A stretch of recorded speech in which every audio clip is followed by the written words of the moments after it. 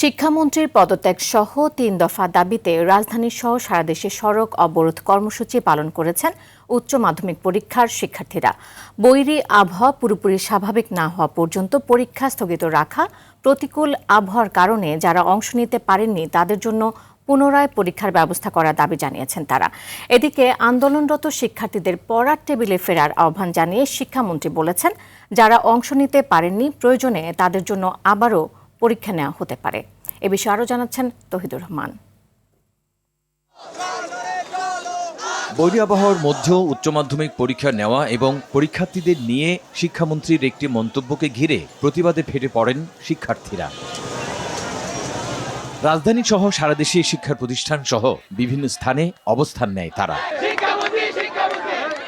এ সময় কিছু স্থানে পুলিশ তাদের বাধা দেয়। শিক্ষার্থীদের আন্দোলনের ফলে রাজধানী সহ সারা দেশের বেশ কিছু স্থানে তীব্র যানজটের কারণে সাধারণ মানুষের ভোগান্তি হয়।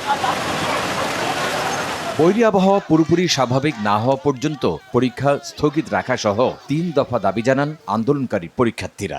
আইসিডি প্রশ্ন বলেন, যে কোনো ধরনের প্রশ্নই ওনারা এমন ভাবে করতেছে যেগুলো মনে করেন আমরা পড়ি নাই। এডুকেশন মিনিস্ট্রির যে আমাদের উপর চাপিয়ে দেওয়া যে এই যে ওজন, এই যে এডুকেশন সিস্টেমটা, এটা আসলে আমরা চেঞ্জেস চাই। অনেক শিক্ষার্থী পরীক্ষা দিতে পারে নাই, কোমর সমান পানি, হাঁটু সমান পানি, অনেক শিক্ষার্থী আহত হয়েছে। আমার নিজ কানে যদি আমি না শুনি যে পদত্যাগ করছে, এর আগ পর্যন্ত আমাদেরকে কেউ থামাইতে পারবে না।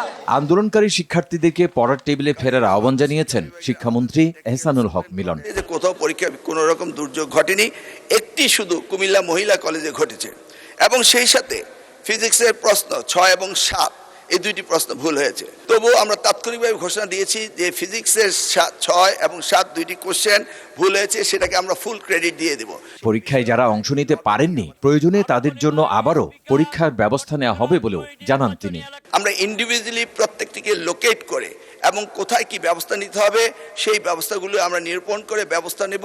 যেই সেই ক্ষেত্রে আমরা মনে করি এখনো ক্ষতিগ্রস্ত হয়েছে, ক্ষতিগ্রস্ত তাদেরকে শুধরিয়ে দেওয়া আমাদের জন্য কোনো বিরাট কাজ নয়, কারণ আমরা অনেক জায়গায় পরীক্ষা বন্ধ করেছি এবং আমরা আবার আমাদের কোশ্চেন সেট রয়েছে, আমরা আবার তাদের পরীক্ষা নেব।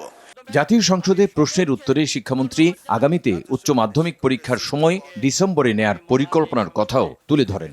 সবকিছুকে অ্যাডজাস্ট করতে হলে তৌহিদুর রহমান, RTV, ঢাকা।